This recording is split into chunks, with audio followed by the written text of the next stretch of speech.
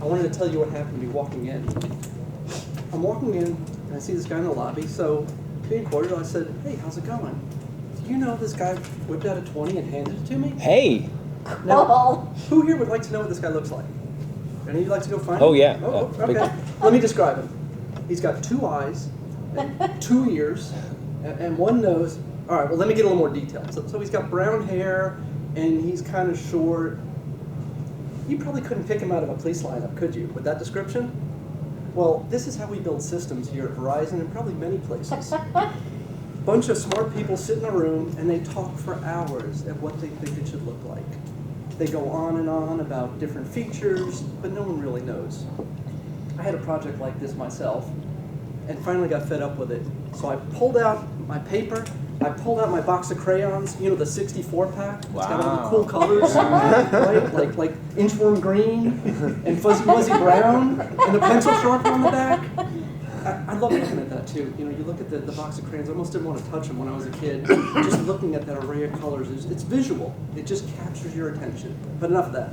Well, I didn't think it was the best career move to walk into a meeting room with a coloring book and crayons, so I used a tool that I had called Acture. It's basically a prototyping tool. And it lets you take screenshots and basically make it look like it's working.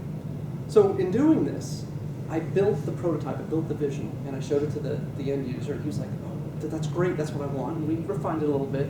And then I showed it to the executives, and they went ballistic. They were all for it. After doing that, 3 months later, we had this project built. This was delivered.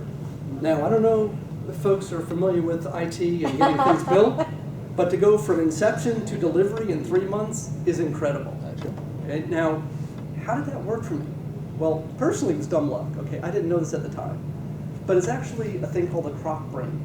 And the croc brain is basically when information comes in, the first thing it goes through is your croc brain, which is usually your fight or flight. It's kind of basic, the basic methodology and thought process. And the key is to appeal to that croc brain and keep it interesting. Well, what does that? Images, photos. I got their emotion going. They got emotionally charged and saw that, and were just jumped on board.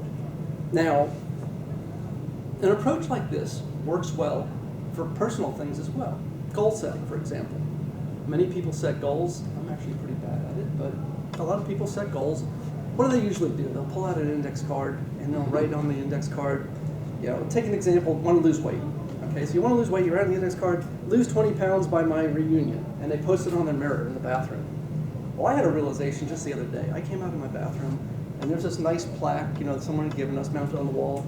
That thing had been sitting there probably for 5 years. I don't think I ever read it. I stopped and looked at it. Think about it. When you look around your house, you're probably going to find these things. Well, look at that. That's a good saying.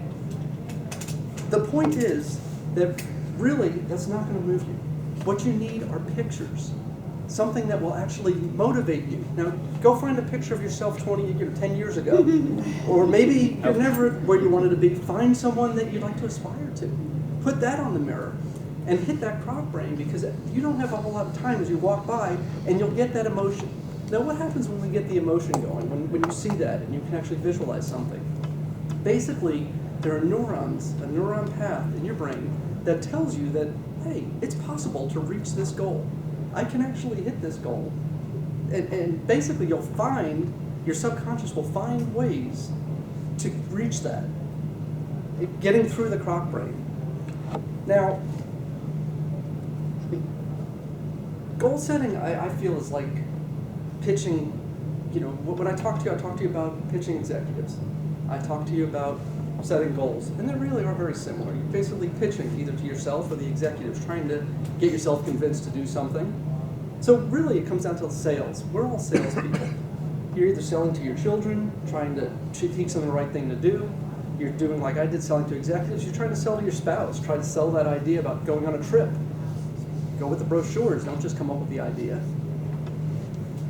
So really, I guess what I'm trying to say is the next time that you have an idea and you want to appeal to that croc brain, don't describe the idea, get your crayons out and actually color it, draw that picture, paint the picture for them, and get them on board. Thank you. All right. Wow.